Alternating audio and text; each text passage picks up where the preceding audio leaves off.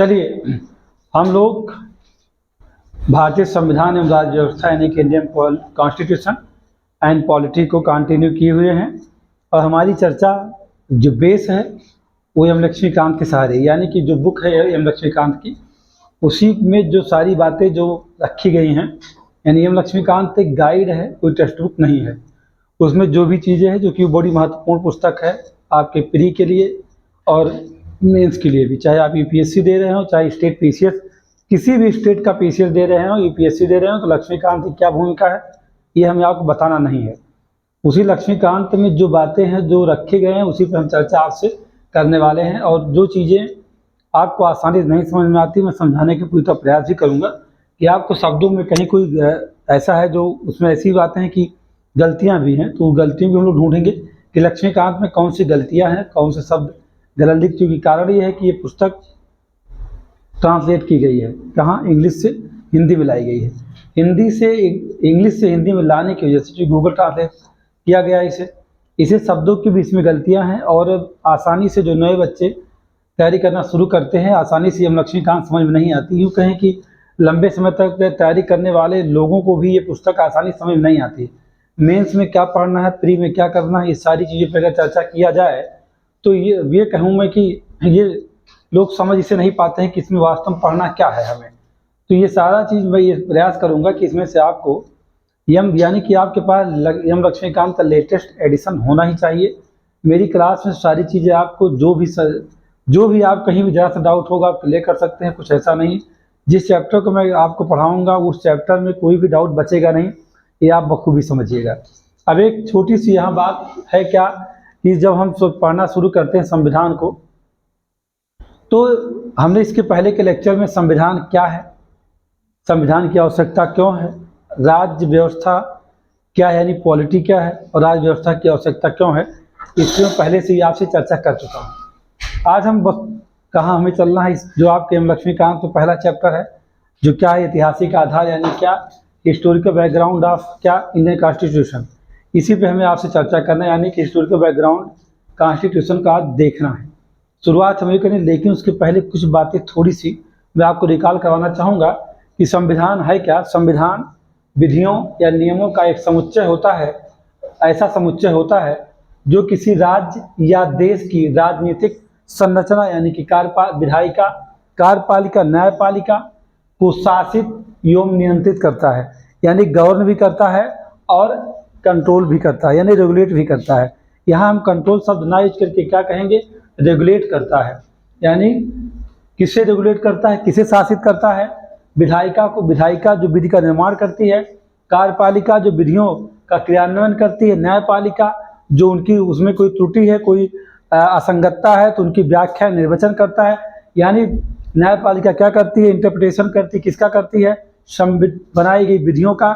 यहाँ तक कि हमारी न्यायपालिका संविधान का भी क्या करती है, इंटरप्रिटेशन, यानी कि वह निर्वचन करती है। यहाँ एक शब्द है राज्य। राज्य हमने कहा कि यहाँ मैंने कहा राज्य आबलिक देश, राष्ट्र भी कह सकते हैं आप, लेकिन अंतर्राष्ट्रीय स्तर पर किसी भी देश को राज्य ही कहा जाता है, और ये कहा जाता है कि राज्य का संविधान। एक बात और बताते चले कि भारतीय संविधान राज्य और संघ के लिए अलग अलग नहीं है। जो भारत में संविधान है वह संघ और राज्य के लिए एक ही है, यानी कि भारतीय संविधान में ही राज्यों का भी जो राज्य का संविधान है यानी कि भाग 6 उसी में प्रावधानित कर दिया गया है, अलग नहीं है। दुनिया के अन्य देशों में आप देखेंगे कि उसके दो होते हैं क्या, एक देश का उस राज्य का संविधान, एक क्या होता है, एक होता है स्टेट का अपना संविधान। ये सारी बातें वहाँ दिखती है, लेकिन भारत में ऐसा नहीं है। तो राज्य की बात करें तो राज्य हम किसे कहते हैं, राज्य तब किसी को माना जाता है जब उसके पास एक निश्चित भूभाग हो, उसके पास एक निश्चित जनसंख्या हो, उसके पास एक सरकार हो, और सरकार कैसी हो, संप्रभु यानी उसमें संप्रभुता हो। यानी संप्रभु यानी भूभाग है तो वहाँ रहने वाले आएंगे, जनसंख्या आएगी, और अगर वहाँ जनसंख्या आएगी तो जाहिर सी बात है उन्हें नियंत्रित करने के लिए क्या होगा, एक सरकार होगी। और सरकार कैसे बनेगी, सरकार को कौन नियंत्रित करेगा, सरकार चुनी जाएगी या नॉमिनेट की जाएगी, ये सारी चीज़ें जानने के लिए ही तो वहाँ नियमों का समुच्चय चाहिए या विधिक समुच्चय चाहिए। और वो सरकार कैसे संप्रभु होगी कि अपने आंतरिक एवं बाह्य मामलों में किसी का नहीं सुनेगी, वो आंतरिक एवं बाह्य मामले में स्वयं ही निर्णय करेगी। अगर ऐसी सरकार है तो उसे राज्य मान सकते हैं, ऐसे देश को राज्य कह सकते हैं अंतर्राष्ट्रीय स्तर पर। अंतर्राष्ट्रीय विधि की एक पांचवी बात, इस 4 एलिमेंट तो हैं ही, राज्य के 4 तत्व होते हैं, निश्चित भूभाग, जनसंख्या, सरकार, संप्रभुता। लेकिन अंतर्राष्ट्रीय विधि का अगर आप अध्ययन करिए तो 5वां तत्व निकल के आता है क्या, 3 या 3 से अधिक मान्यता प्राप्त राज्यों द्वारा ऐसे देश को मान्यता दी गई हो जिनमें ये चारों तत्व विद्यमान हैं। और 5वां क्या होना चाहिए कि 3 या 3 से अधिक मान्यता प्राप्त राज्यों द्वारा उसे मान्यता दे दी जाए तो ऐसे देश को अंतर्राष्ट्रीय स्तर पर राज्य माना जाता है। ये बात समझिएगा, यानी कि यहाँ अंतर्राष्ट्रीय स्तर पर राज्य ही कहा जाता है, किसी को देश नहीं कहा जाता है। क्योंकि आप किसे पढ़ रहे हैं, आप इंडियन कॉन्स्टिट्यूशन का अध्ययन कर रहे हैं। अब एक बात और है, एक सामान्य सी भाषा अगर देखी जाए, ये तो ये परिभाषा है जो ये परिभाषा रियल में ये परिभाषा लॉ के लिए है, यानी कि जो विधि के छात्र होते हैं, पीसीएजे देते हैं, एपीओ देते हैं या जेएस का एग्जाम देते हैं, उन सब के लिए अगर ये कहा जाए कि ये परिभाषा, इसका जो ये डेफिनेशन दिया जा रहा है संविधान की परिभाषा भारतीय संविधान के किसी अनुच्छेद में नहीं है। उसकी परिभाषा कहाँ से लाई जाती है, ये एक आपके लिए जब लॉ आप करते हैं, लॉ जो पढ़ रहे हो उनसे कभी आप डिस्कस करिएगा कि क्या संविधान की परिभाषा किसी एक्ट में है, तो बेशक बिल्कुल कहीं नहीं है, या संविधान में ही नहीं है। बस इसे जो एक सब्जेक्ट है लॉ में, जूरिस्प्रूडेंस, एलएलएम में जाइए तो उसे कहते हैं जुडिशियल प्रोसेस। 2 ऐसे सब्जेक्ट हैं जिन सब्जेक्ट में इसके बारे में, इन सब के बारे में और शब्दों के खेल के साथ संविधान को परिभाषित करने का बहुत सारे संविधानविदों ने प्रयास किया है, बहुत सारे विधिशास्त्रियों ने, यानी कि बहुत सारे जो विधि के जानकार हैं, या सुभाष कश्यप रहे हैं, डी बसु रहे, ऐसे लोगों ने जो है परिभाषित करने का प्रयास किया, वही परिभाषा यहाँ रखी गई है। और चूँकि राज्य को मैंने यहाँ क्लेरिफाई इसलिए कर दिया है क्योंकि राज्य आपको जानना चाहिए, कि चूँकि बार बार मैं यही कहता हूँ क्या, नियमों, संविधान क्या है, नियमों विधियों का ऐसा समुच्चय जो किसी राज्य की राजनीतिक संरचना, विधायिका, कार्यपालिका, न्यायपालिका को शासित और नियंत्रित करे, वह क्या है, वह संविधान है। संविधान किसी राजनीतिक पार्टी का भी होता है, संविधान एक परिवार में भी होता है। आप इस बात को बखूबी समझिए, एक फैमिली में जो बड़े बुजुर्ग होते हैं वो एक नियम बना देते हैं कि लोग इतने बजे सो के जगेंगे और इतने बजे वो योगा करेंगे, स्नान करेंगे, फिर पूजा करेंगे और नाश्ता करेंगे। अगर आप इतने समय नहीं जगते हैं, ब्रह्म मुहूर्त में नहीं जगेंगे, तो आपको दंड दिया जाएगा, आपको डांटा जाता है। तो वही चीज़ें हैं, क्योंकि विधि की अगर बात किया जाए तो विधि वास्तव में है क्या, अगर आप इसे समझना चाहें, एक परिवार में भी संविधान होता है। उस परिवार को चलाने के लिए बड़े भाई को अलग जिम्मेदारी, छोटे भाई को अलग जिम्मेदारी, बीच का जो होगा उसे भी जिम्मेदारी अलग दी जाती है। किसी राजनीतिक पार्टी की बात करो, हमारे यहाँ बहुत सारी राजनीतिक पार्टियाँ हैं, चाहे क्या कहते हैं, ओम प्रकाश राजभर की एक छोटी सी पार्टी है, मायावती की अपनी बीएसपी है, सपा है, भाजपा है, कांग्रेस है, बड़ी बड़ी पार्टियां, छोटी पार्टियां भी हैं। कितनी भी छोटी पार्टी, उसका भी अपना संविधान होता है। अगर नहीं होगा तो उसके सब पार्टी को चलाने के लिए नियम होते हैं। वैसे किसी देश को चलाने के लिए नियमों की ज़रूरत है, यानी विधि की ज़रूरत है। परिवार में भी इसकी आवश्यकता पड़ती है। हाँ, जब संविधान नहीं था तो हमारे देश में, हमारे समाज में जो जिस नियम से हम रहते थे, वो हमारे धार्मिक ग्रंथों में जो बातें कही गई थी उनके अनुसार हमारे ऊपर चीज़ें शासित की जाती थी, शासन किया जाता था। मैं एक बात आपसे बताना चाहूँगा कि विधि क्या होती है। वास्तव में विधि एक ऐसी है जो संप्रभु की आज्ञा है। क्या है यह? विधि है संप्रभु की आज्ञा। तो संप्रभु की बात, संप्रभु कौन होता है? हमने कहा कि विधि संप्रभु की आज्ञा। संप्रभु कौन है? संप्रभु वह है जो सॉवरेन स्टेट या सॉवरेन पर्सन किसे माना जाएगा, जो अपने किसी आंतरिक और बाह्य मामले में किसी की बात नहीं सुनता है, अपना निर्णय स्वयं करता है। आंतरिक बाह्य मामले में जो निर्णय कर सके, किसी की बातें ना सुने, तो इसका मतलब सीधा है कि वह संप्रभु है। ये बात समझिएगा। तो मैं कह रहा हूँ विधि संप्रभु की आज्ञा है। ये हमारे यहाँ एक विधिशास्त्री हुए थे, उनका नाम था ग्रेनवेल ऑस्टिन। ऑस्टिन की लाइन थी क्या? विधि संप्रभु की आज्ञा है। ये सारी बातें मैं आपको इस लक्ष्मीकांत से बात नहीं कर रहा हूँ। ये सारी बातें हो रही हैं कहाँ से? ये सारी बातें हो रही जूरिस्प्रूडेंस, जो कि लॉ का एक पेपर है, जो लॉ करते हैं थर्ड सेमेस्टर या सेकंड थर्ड सेमेस्टर में आपको मिलेगा। जो एलएलबी किए हों वो बता सकते हैं आपको कि सारी चीज़ें वहाँ पर है। ऑस्टिन का पूरा कॉन्सेप्ट है कल कि law is the command of sovereign, यानी क्या है, विधि संप्रभ की आज्ञा है।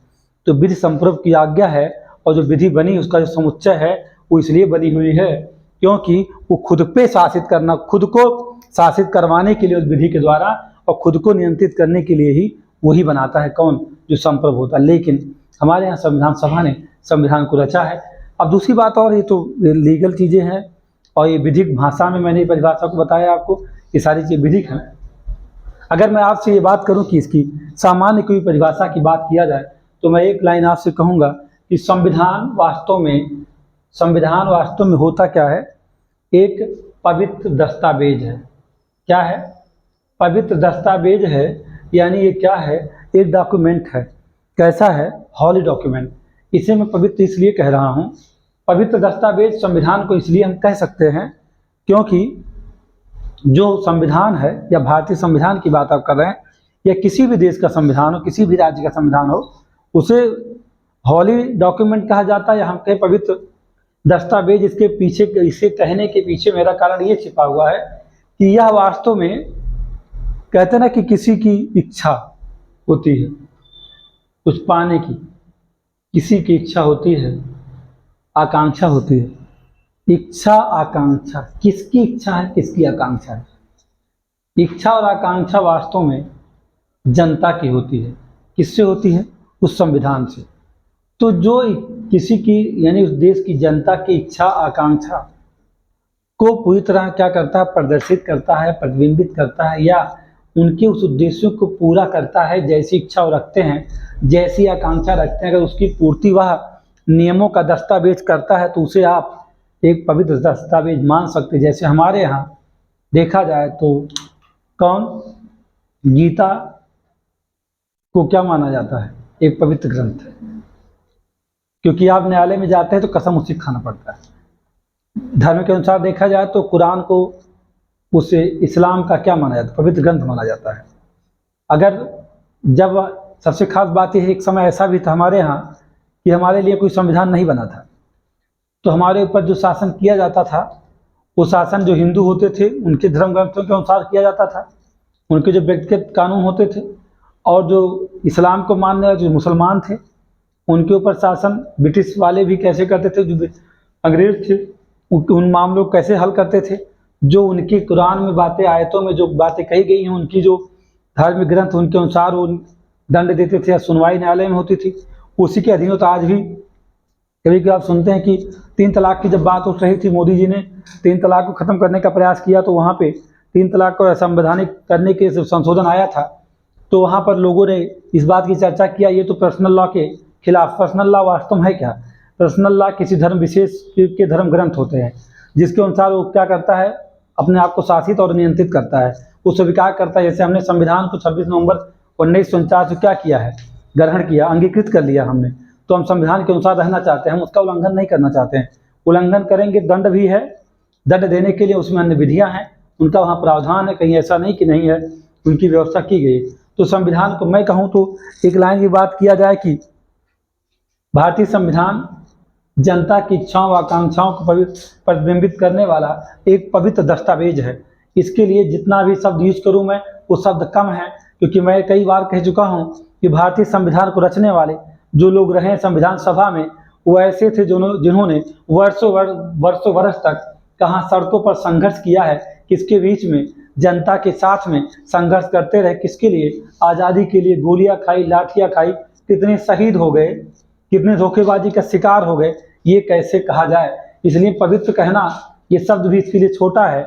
भारतीय संविधान की बात ये भी लोग कहते हैं कि भारतीय संविधान को बदल दिया जाएगा, ये बात सही है। भारतीय संविधान को कभी किसी सरकार ने बदल ही दिया तो उसकी मूल भावना कभी बदल नहीं सकता है, क्योंकि मूल भावना ऐसे नहीं बदलेगी, क्योंकि संसद में जो मेंबर होंगे, जो सरकार होगी, वो भी कहाँ से आई है, उसके अंदर भी डीएनए उन्हीं का है जो हमारे पूर्वज जो संघर्ष करके संविधान को 2 साल 11 माह 18 दिन में रचा था, ये कहने के लिए। लेकिन संविधान का विकास यात्रा 350 सालों से कम की नहीं है। ये मैं ये कहूँ कि हमारे संविधान में जो बातें हैं वो हमारे मनुस्मृति जो विधियाँ या हमारे धर्म ग्रंथ हैं उनको भी ध्यान में रख के बहुत सारी बातों को रखा गया है। वो सारी चीज़ें क्या हैं, अंडरस्टूड हैं। आप कहते हैं कि भीमराव अम्बेडकर ने दुनिया के 60 देशों के संविधान से चीज़ों को ला करके यहाँ जोड़ दिया है, तो ऐसा नहीं है। भीमराव अम्बेडकर कहाँ पैदा हुए थे? हिंदुस्तान में पैदा हुए थे। और वो संघर्ष कहाँ किए थे? सड़कों पे उन्होंने संघर्ष किया था। तो उनके डीएनए में तो चीज़ें हैं या नहीं है? हमने जिस धर्म ग्रंथ, जिस धर्म को हम मानते हैं, चाहे वो मुसलमान हो चाहे हिंदू हो, तो जो संविधान सभा के सदस्य थे, सभी लोगों ने अपने विचार को व्यक्त किया था। तो विचार कहाँ से आए थे?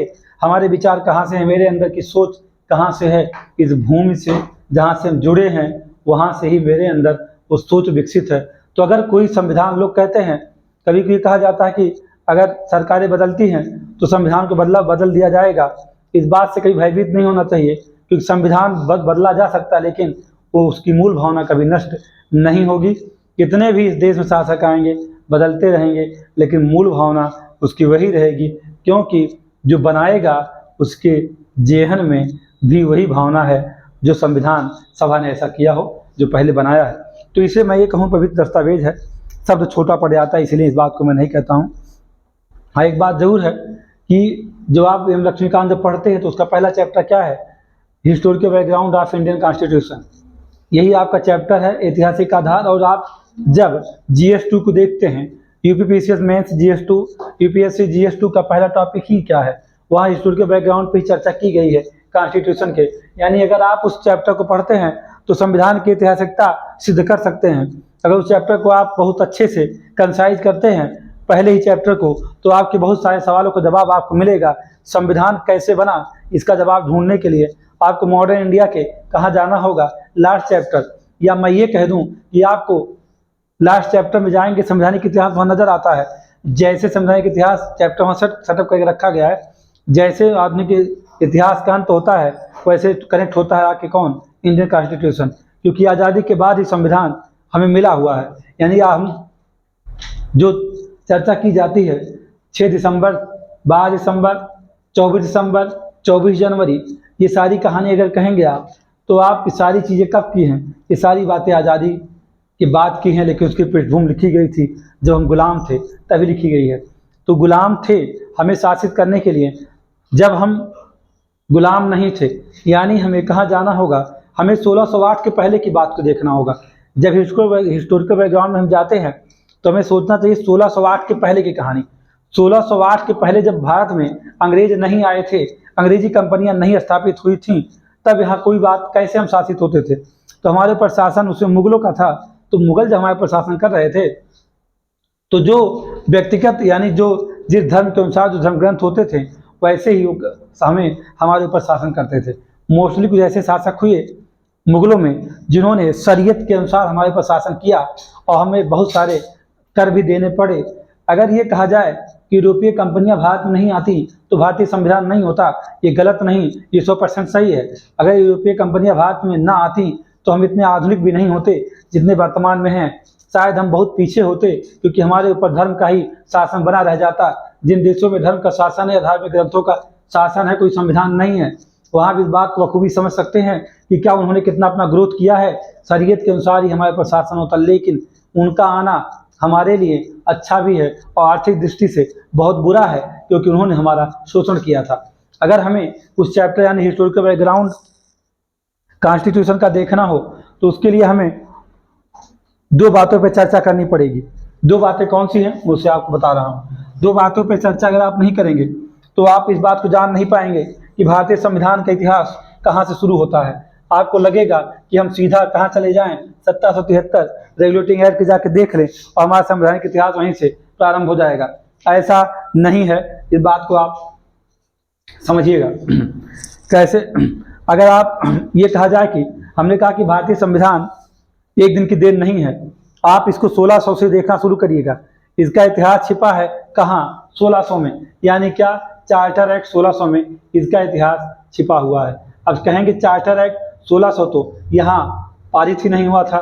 बिल्कुल नहीं पारित हुआ था, लेकिन इस बात को आपको देखना पड़ेगा कि आखिरकार 1600 का संबंध कैसे है। संबंध इसलिए है क्योंकि ब्रिटिश ईस्ट इंडिया कंपनी की स्थापना चार्टर एक्ट 1600 के तहत 31 दिसंबर कब हुआ था? 31 दिसंबर 1600 को हुआ था। कब हुआ था? 31 दिसंबर 1600 में इस ब्रिटिश ईस्ट इंडिया कंपनी की स्थापना चार्टर एक्ट 1600 के तहत कहाँ की गई थी? लंदन में की गई थी। ये कहाँ स्थापित हुआ था? लंदन में। ये भारत अभी आया नहीं, लेकिन अगर इसके पीछे की कहानी को आप थोड़ा समझना चाहें तो अगर पुर्तगाली भारत नहीं आते तो शायद अंग्रेज भी नहीं आते। यानी यूरोपीय कंपनियों में सबसे पहले आने वाला आपको मॉडर्न इंडिया पढ़ना पड़ेगा। यानी कि यूरोपीय कंपनियों में सबसे पहले कौन आए? पुर्तगाली आए थे। पुर्तगाली आते नहीं, अब्दुल मजीद का पीछा वास्को डी गामा नहीं करता तो 14 मई या 20 में 1498 कहाँ नहीं पहुंचता, कालीकट नहीं पहुंचता, वो आता नहीं, दोबारा जाता नहीं, यहाँ से सारा माल लेके जाता नहीं वापस। जब दूसरी बार वास्को डी गामा जाता गल्फ ऑफ गिनी में, कुछ अंग्रेज वहाँ लूट लिया जाता। अगर लूटा नहीं जाता तो अंग्रेज उससे लूटते नहीं और उसका कच्चा माल मसाले को ले जाकर यूरोप बाजार बेचते नहीं तो उनको अधिक इनकम नहीं होता, 60 गुना लाभ कमाते नहीं। तो वो लुटेरे इस बात को किसे नहीं बताते? ब्रिटेन के जो महारानी थी उन्हें नहीं बताते। लेकिन बताया क्यों, बता दिया तो जब वो माल बेच रहे थे यूरोप के बाजार में, उन मसालों को बेच रहे थे। चूंकि ये मॉडर्न इंडिया का मामला इसमें बहुत वहाँ विस्तृत नहीं जा रहा हूँ, बस एक समरी आपको कहानी छोटी सी सुना दे रहा हूँ इस पर। तो वो जब वहाँ पे मसाला बेचते हैं किसके द्वारा लूटे रहते हैं? वास्को डी गामा से लूटा हुआ माल जो अंग्रेज लुटेरों ने कहाँ बेच दिया? यूरोप की बाजार में, जहाँ 60 गुना लाभ कमाया। और ये कहानी सुना दिया किसे? इंग्लैंड के व्यापारियों को। इंग्लैंड के व्यापारियों में कुछ कितने 217 लोग इकट्ठा हुए। कितने लोग इकट्ठा हुए? 217 लोग इकट्ठा हुए और 217 लोगों ने मिल करके इस कंपनी को स्थापित करने का निर्णय लिया। और ये बात किसे बताया? उस समय ब्रिटेन की महारानी थी एलिजाबेथ प्रथम, ये द्वितीय थी, कौन थी? प्रथम थी। उनको ने बताया, एलिजाबेथ प्रथम ने चार्टर एक्ट 1600 के तहत ब्रिटिश ईस्ट इंडिया कंपनी की स्थापना के लिए कह दिया, ठीक है आप बिल्कुल स्थापित कर सकते हैं। इन 217 लोगों ने कहा कि मेरे पास 30,133 पाउंड पूंजी है जिसका इस्तेमाल हम क्या करेंगे? कंपनी को स्थापित करने करेंगे। इस चार्टर में बात कहा गया कि कंपनी को व्यापार करने की अनुमति तो दी जाएगी, लेकिन यह अनुमति कितने समय के लिए होगी? 15 वर्ष के लिए होगी। यानी कितना समय होगा? 15 वर्ष तक आप पूर्व के देशों के साथ व्यापार कर सकते हैं। ईस्ट इंडीज का मतलब क्या है? ईस्ट मतलब पूर्व है, इंडीज मतलब देशों का समूह है, आप समझिएगा। यानी यह कंपनी जो स्थापित हुई है इसको ये था क्या कि 15 वर्ष तक आप पूर्व के देशों के साथ व्यापार कर सकते हैं, कोई समस्या नहीं है। अगर हम किसी कंपनी को स्थापित करना चाहते हो नेपाल में या कोरिया में या चाइना में, तो बिना भारत सरकार की अनुमति के अपनी कंपनी को हम कहीं भी स्थापित नहीं कर सकते हैं। ये बात अच्छे समझिएगा। हम देश के बाहर कभी कोई उद्योग लगाना चाहते हैं तो बिना हमारी सरकार के चाहे वो स्थापित नहीं होगा। तो वैसे ही ब्रिटिश ईस्ट इंडिया कंपनी मसाले की महक, मसाले की लालच में हिंदुस्तान आना चाह रही थी और हिंदुस्तान आने के लिए उसे अनुमति किसकी चाहिए थी? एलिजाबेथ प्रथम की। एलिजाबेथ प्रथम के समक्ष उपस्थित हुआ कौन? ये 217 पार्टनर भागीदार इकट्ठा हुए और उन लोगों ने इस चार्टर को पास करवाया और 31 दिसंबर कब 1600 में यह स्थापित हो गया क्या? ईस्ट इंडिया कंपनी लंदन में स्थापित हुई। सबसे खास बात ये रही, जब ईस्ट इंडिया कंपनी स्थापित हो रही थी उसके पहले ही गधों पे बैठ करके कुछ अंग्रेज अरसर मार्ग से हिंदुस्तान आ चुके थे। ये बात समझिएगा, ऐसा मत सोचिएगा कि अंग्रेज पहले नहीं आए थे। उस समय भारत पर शासन कर रहा था कौन? एक मुगल शासक था, उसका नाम था अकबर, जिसे इतिहास में कहा जाता है महान अकबर, है ना। इसे क्या कहा जाता है? अकबर महान, ऐसे शब्दों का प्रयोग किया जाता है। अकबर को इस बात का अंदाजा नहीं था, इसे पता ही नहीं था कि कौन आ रहा है या कौन तैयारी कर रहा है। क्यों? क्योंकि उलझ चुका था राजपूतों के विद्रोह में, उलझ चुका था कहाँ? अपनों के विद्रोह में अकबर उलझ गया था। वो कभी इस चीज को नहीं ध्यान दे, लेकिन गधों पे सवार होकर बहुत बड़ा समूह भारत आ चुका था। यानी ईस्ट इंडिया कंपनी संबंधित तो नहीं थे, वो ऐसे ही सामान्य व्यापारी थे लंदन से जो बाहर रहे थे और माल लेके जाते थे और बेचते थे।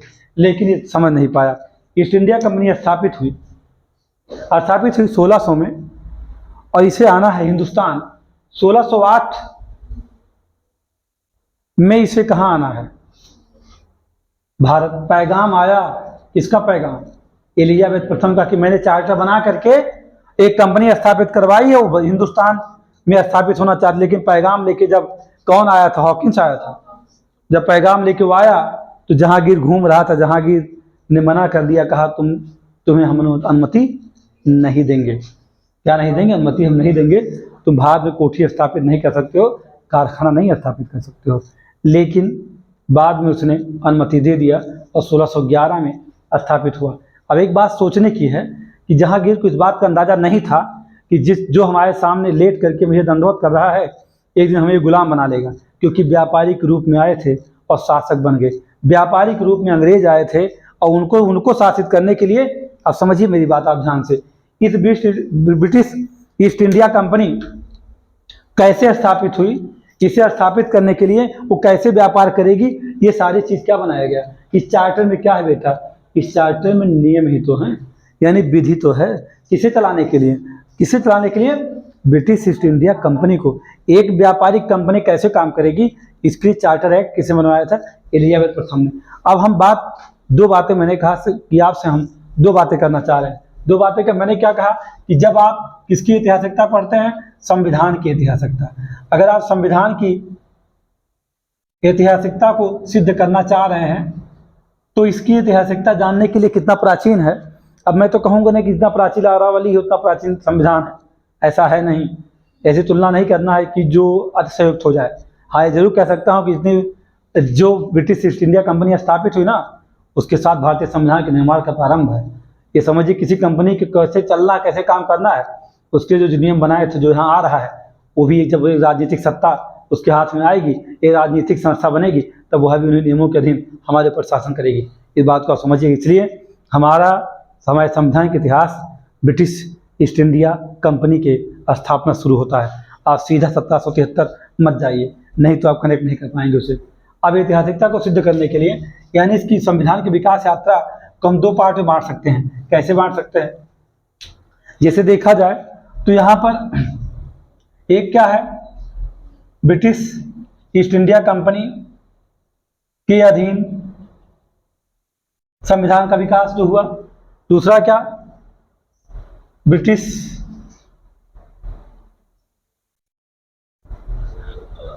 सम्राट का शासन है, उसके अधीन जो नियम और विनियम बने। तो अगर ये कहा जाए कि ब्रिटिश ईस्ट इंडिया कंपनी के अंतर्गत या उसके अधीन भारत में संविधान की विकास यात्रा, और दूसरा क्या, ब्रिटिश सम्राट के द्वारा बनाए गए विधियों में हमें क्या झलक दिखती है, यानी ब्रिटिश शासन के अधीन, यानी ब्रिटिश सम्राट का जो शासन है उसके अधीन जो भारत में क्या बने थे, अधिनियम बने, कोई कानून बना हमारे ऊपर शासन करने के लिए, वही क्या है, संविधान की विकास यात्रा। यानी संविधान की ऐतिहासिकता को दो भागों में बांट करके अगर अध्ययन हम करते हैं तो अच्छे समझ जाएं, क्योंकि हमारे ऊपर दो लोगों ने शासन किया है। एक तो ब्रिटिश ईस्ट इंडिया कंपनी ने शासन किया और दूसरा फिर ब्रिटिश सम्राट ने सीधे हमारे पर शासन किया। ब्रिटिश ईस्ट इंडिया कंपनी वास्तव में शासन हमारे पर कब करेगी, 1773 में करेगी। यानी कब शुरू करेगी, ये 1773 में हमारे पर शासन रियल में करना शुरू करेगी। अगर आपको इसकी पृष्ठभूमि को थोड़ा सा देखना है कि 1773 के पहले का सफर वास्तव में है क्या, तो पहले का अगर सफर देखा जाए तो अगर 1757 हम हारते नहीं, 1757 हम हारते नहीं तो 1764 होता नहीं। ये बात समझिएगा। मेरी मॉडर्न इंडिया के लेक्चर को आप देखेंगे, प्लेलिस्ट में जाकर देख सकते हैं इस चीज़ को। मॉडर्न इंडिया, मैंने बंगाल के बारे में बहुत अच्छे से लेक्चर देख रखा, मेंस को टारगेट करते हुए, प्रीमियम दोनों उसमें कनेक्ट हैं। उसमें सारी बातें बताई गई हैं कि प्लासी का कारण क्या है और प्लासी की महत्ता बक्सर के लिए क्या है। अगर प्लासी हारता नहीं सिराज तो बक्सर होता नहीं, बक्सर होता नहीं तो अंग्रेजों को इस बात का अंदाजा नहीं लगता, जो ब्रिटिश ईस्ट इंडिया कंपनी थी उसे अंदाजा लग गया था। कहाँ, 1764 के बक्सर के युद्ध में यह अंदाजा लग गया था कि अगर 57 में षड्यंत्र साजिश के तहत जीता था, किसने जीता, रॉबर्ट ने, षड्यंत्र से। उसमें वो नहीं समझ पाया था कि भारतीय जो शासक हैं उनकी सेना में कितना दम है। वहां तो उसने युद्ध किया नहीं, साजिश से हारे जीते। लेकिन 1764 का जो हेक्टर मुंडो के नेतृत्व में लड़ा गया और भारत की 3 शक्तियां लड़ी, मुगल सम्राट शामिल था, मीर कासिम और अवध का नवाब, 2-3 लोग मिलकर के जब संघर्ष कर रहे थे तो उसमें इस बात का अंदाजा किसे लग गया, अंग्रेज उसमें सैनिक कुशलता के दम पे 1764 बक्सर को जीते थे। उनको पता लग गया कि जो भारतीय शासक है, राजा हैं, इनकी सेना में कोई दम नहीं, इनके पास तकनीकी नहीं। यानी कि भारतीय उस नवाबी का, भारतीय उस सम्राट का, बादशाह का, उन लोगों ने ताकत का अंदाजा लगा लिया। अगर किसी की शक्ति का अंदाजा लगा लोगे तो सहराना आसान होगा। और वहीं पर यह संस्था ब्रिटिश ईस्ट इंडिया कंपनी 1764 में द्वैध शासन की स्थापना, 1765-64 बक्सर के बाद 2 संधियां हुई। इलाहाबाद की पहली संधि, दूसरी संधि। पहली संधि 1765 में 12 अगस्त, दूसरी 16 अगस्त 1765 में हुई। दोनों संधियों के उपरांत द्वैध शासन की स्थापना किसने किया, रॉबर्ट क्लाइव। दूसरी बार जब लौट के आया था उसने किया द्वैध शासन। यानी नवाब भी रहेगा और राजस्व की वसूली कंपनी करेगी। यानी कि कंपनी क्या बन के रह गई? अगर मैं आपसे कहूं कि 1765 में ही कंपनी बन गई, क्या 1765 में ब्रिटिश ईस्ट इंडिया कंपनी बन गई एक राजनीतिक संस्था, क्योंकि इसे द्वैत शासन के तहत बंगाल में वसूली करने का अधिकार मिला, क्या? भू राजस्व। तो वहीं उसके पास सैनिक के खर्च देने के लिए भी सारी चीजें हो गई, बहुत सारे अधिकार उससे मिल गए, वो बन गई राजनीतिक संस्था। यानी कि अगर ब्रिटिश ईस्ट इंडिया कंपनी का 1765 में ही स्थापित हुआ, क्या?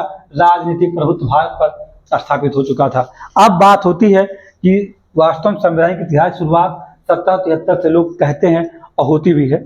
मैं भी कहता हूँ, एम लक्ष्मीकांत की बात है। आप जैसे पढ़ना शुरू करते हैं, सबसे पहले वहाँ रेगुलेटिंग एक्ट 1773 ही आता है। यहाँ बहुत सारी बातें हैं, लेकिन चूंकि वह किसका चैप्टर है, ये आप पढ़ रहे हैं भारतीय संविधान, इसलिए हम बहुत अधिक आपको गहराई में ले नहीं जा सकते हैं। नहीं तो मॉडर्न इंडिया कनेक्ट करेंगे तो आपका पूरा का पूरा संविधान से छोड़ के आप कहाँ पहुँच जाएंगे? मॉडर्न इंडिया में। यानी 1765 का द्वैत शासन की शुरुआत, नवाब को प्रशासनिक अधिकार देना और ब्रिटिश ईस्ट इंडिया कंपनी को राजनीतिक संस्था बना देना, यानी कि उसे भू राजस्व की वसूली की जिम्मेदारी दे देना। तो आप सोचिएगा, इस कंपनी को स्थापित करने के लिए जो नियम बन रहे हैं वो कहाँ से बन रहे हैं? ब्रिटेन से बन के आ रहे हैं। यानी भारत पर ये भी ब्रिटिश ईस्ट इंडिया कंपनी कैसे शासन करेगी? जैसे शासन करेगी, वो जो नियम हैं, वो नियम क्या है? संविधान ही तो है। किसके संविधान थे? ब्रिटिश ईस्ट इंडिया कंपनी के। और वहीं से हमारे ऊपर शासन करना शुरू किया, नियमों के तहत, विधियों के तहत। तो वहीं से हमारे क्या शुरू हुआ है? भारतीय संविधान के इतिहास। यानी हमारे संविधान की जड़ें कहाँ हैं? वास्तव में छिपी हुई है कहाँ? 1773 रेगुलेटिंग एक्ट में छिपी हुई है। ये आता क्यों? इसे आने की जरूरत क्यों पड़ती? क्यों आया ये? क्योंकि जब द्वैत शासन की शुरुआत किसने कर दिया था? रॉबर्ट क्लाइव ने। तो द्वैत शासन के होने से बहुत भ्रष्टता व्याप्त हो गई थी। इतना भ्रष्टाचार, अनुशासनहीनता होती थी, जिसकी वजह से कंपनी ध्वस्त हो रही थी। यानी कंपनी का हमेशा लॉस हो रहा था, उसके पास कुछ बच नहीं बच रहा था। भ्रष्टाचार था, करप्शन उसमें आ गया था, उससे कर्मचारी अनुशासनहीन हो गए थे। इसलिए जब जो व्यापारी थे, ब्रिटिश ईस्ट इंडिया कंपनी के भागीदार थे, उन लोगों ने कहा कि हम किसके के पास जाएंगे? ब्रिटिश सम्राट के पास। उन्होंने कहा कि हमें ऋण दे दीजिए। उन्होंने कहा ठीक है, ऋण तो आपको हम दे देंगे, लेकिन आप मुझे बताइए क्या कोई गारंटर है आपके पास? कैसे मान लूँ कि आप पैसा लेने के बाद भागेंगे नहीं, कहीं ऐसा ना हो कि आप भाग जाइए। तो हुआ क्या कि ब्रिटिश प्रधानमंत्री लॉर्ड नॉर्थ की अध्यक्षता में एक कमेटी बनाई गई थी। उन्होंने एक गुप्त कमेटी बनाई। उस कमेटी ने जांच किया, बताया कि ब्रिटिश ईस्ट इंडिया कंपनी डूबता हुआ जहाज है। कहाँ? हिंद महासागर में। वो खत्म हो रही है, वो बचेगी नहीं अगर उसे मदद नहीं किया गया। तो उसने क्या कहा? ब्रिटिश सम्राट ने कहा ठीक है, हम आपको नियंत्रित कर लेते हैं, लेकिन हमें क्या चाहिए? हमें सैनिक असैनिक। 1773 में खास बात क्या कहा गया? क्या? सैनिक, यानी कि सेना संबंधित, क्या? असैनिक, यानी कि जो अधिकारी, सामान्य अधिकारी होते हैं, उनके संबंध में उनका लेखा जोखा, आय व्यय का ब्यौरा प्रति वर्ष समयानुसार हमारे सामने प्रेजेंट करना होगा। यानी कि यहीं पर ब्रिटिश ईस्ट इंडिया कंपनी को ब्रिटिश सम्राट नियंत्रित कर लिया, और जो रेगुलेट किया तो वही क्या कहलाया? Regulating act. उससे बहुत सारे क्या किए गए? प्रावधान कर दिए गए। किसमें? रेगुलेटिंग एक्ट में।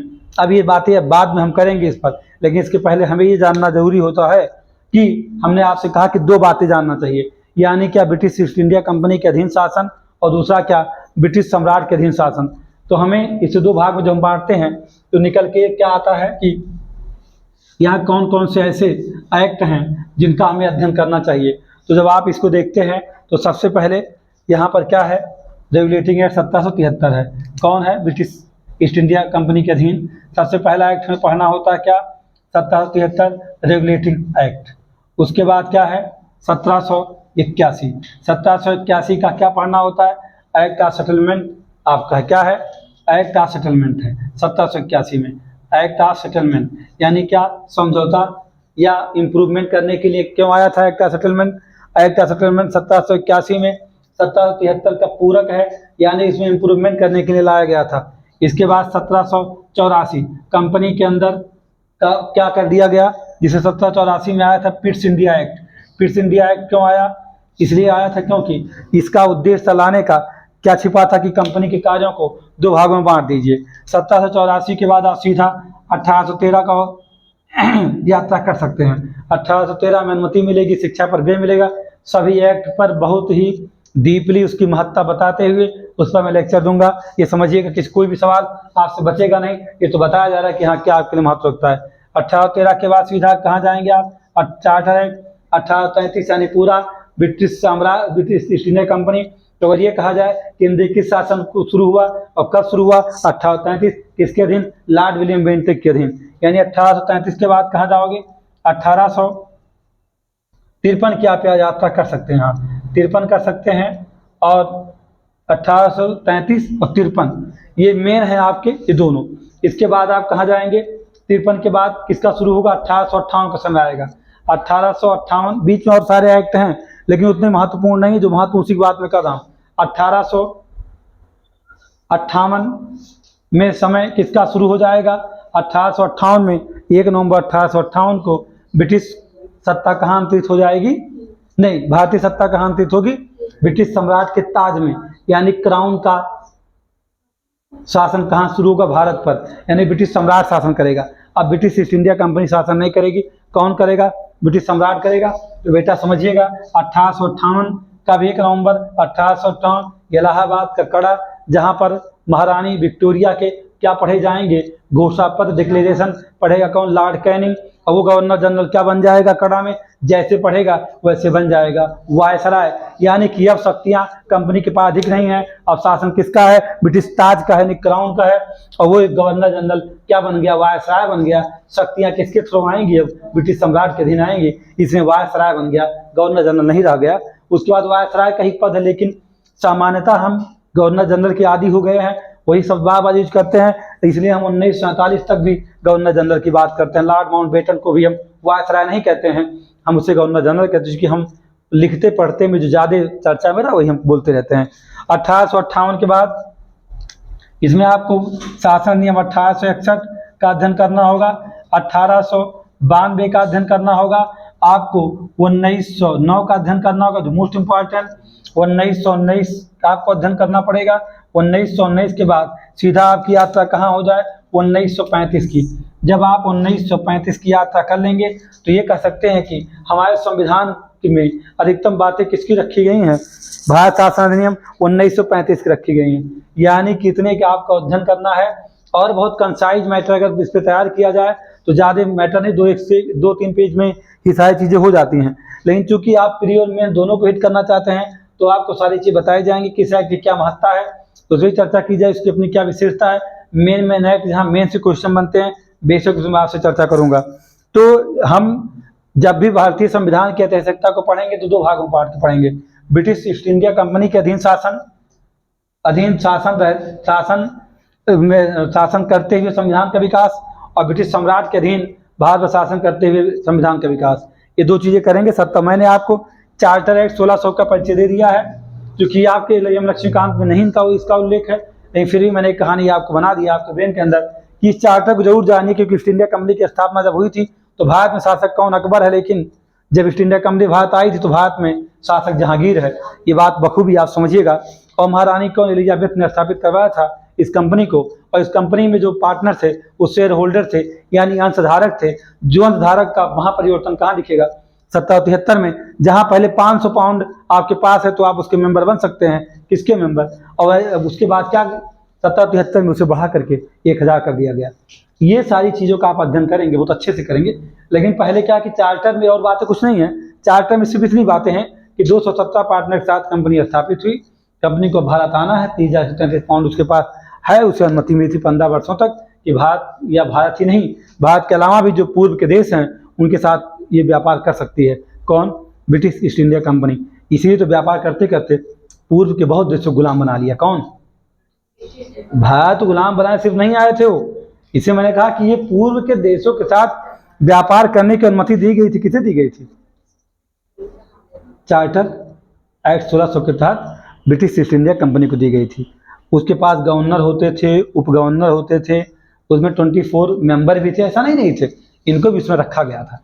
यानी आप चार्टर 1600 को बस इतना समझेंगे, बाकी नहीं। कंपनी की स्थापना, और कंपनी ने पहली कोठी कहाँ स्थापित की? मॉडर्न इंडिया का यूरोपीय कंपनियों का आगमन चैप्टर देखिए। और अगर आपको बक्सर और प्लासी को समझना हो तो आप किसे जान लीजिए, मॉडर्न इंडिया में ही बंगाल को देखिएगा। बंगाल को समझने के लिए, यानी ये सारी बातें समझने के लिए आप मेरे पिछले लेक्चर को जरूर देख लीजिए। यानी कि बंगाल के बारे में जो मैंने लेक्चर दे रखा, 5-6 वीडियो जिससे बने हुए हैं, उसका वो आप क्या करिए, आप साथ करिए, 1-2 बार देखेंगे आप सारी बातें समझ जाएंगे। क्योंकि जब तक कंपैरेटिव स्टडी नहीं करेंगे तब तक सिविल में आपको कुछ भी हो नहीं सकता है। वैसे मैं बार बार कहता हूँ कि ऑनलाइन प्लेटफॉर्म पे इस सिविल को एडजस्ट करना बहुत मुश्किल है, क्योंकि एक ही टॉपिक उठाइए, समय इतना जाता है कि लोग उस लंबे वीडियो को देखना पसंद नहीं करते हैं। इसलिए मैं बार बार कहता हूँ कि ऑनलाइन प्लेटफॉर्म से आप पूरा प्रयास करिए, बचने का प्रयास करिए। ऑफलाइन ढूंढिए ऐसे संस्थान को जहाँ आपको टू द पॉइंट और सिलेबस पे बात किया जाए और आपको सिखा दिया जाए तो आपके लिए बेहतर है। फिर भी हम मेरे द्वारा जो क्लास दी जाएगी, जो कि समय को ध्यान में रखते हुए, समय चूँकि अधिक मैं आपका ले नहीं सकता हूँ, लंबा वीडियो देखना पसंद नहीं करेंगे, तो कम समय में एक कंसाइज मटेरियल आपको अवेलेबल करूँगा जो आपके सिलेक्शन में अहम भूमिका अदा करेंगे। इसकी मैं पूरी गारंटी ले सकता हूँ। आपको GS2 आप पढ़ रहे हैं, चाहे यूपीएससी दें, चाहे यूपी के अलावा किसी स्टेट पीसी को दें, एकदम बिल्कुल आनंद लीजिए, पूरा मजा लीजिए संविधान का। ऐसे बताने वाला हूँ आपको, यानी कि नेक्स्ट लेक्चर में हमारे क्या होगा, 1773 रिलेटिंग एक्ट होगा, 1781 होगा, 1784 होगा, 1813 होगा। यानी इसका जो एक भूमिका बननी थी बन चुकी है। आपको भूमिका अब नहीं बनानी है, सीधे हम कहाँ बात करने वाले हैं, हर एक एक्ट की बात करने वाले हैं। और जो मेंस को छूता हुआ निकलेगा उन सब की बात करेंगे। जो आपके लिए बहुत महत्वपूर्ण नहीं होगा उसे लक्ष्मीकांत से भी स्किप कर दिया जाएगा। कोई ये जरूरत नहीं कि पूरी किताब आपको पढ़ना है, तो आप बिल्कुल टेंशन फ्री रहिए। आपको मेरी बातें अच्छी लग रही हो, समझ में आए, तो आप ज़रूर शेयर करिए, लोगों तक पहुँचाइए। उन लोगों तक जरूर पहुँचाइए जहाँ जिनके पास संसाधन बिल्कुल नहीं है, पुस्तकें नहीं हैं, बस बच्चा तैयारी करना शुरू कर रहा है, उसे ज़रूर उसकी मदद करिए। हमें ज़रूर उससे पहुँचाइए। धन्यवाद आपको।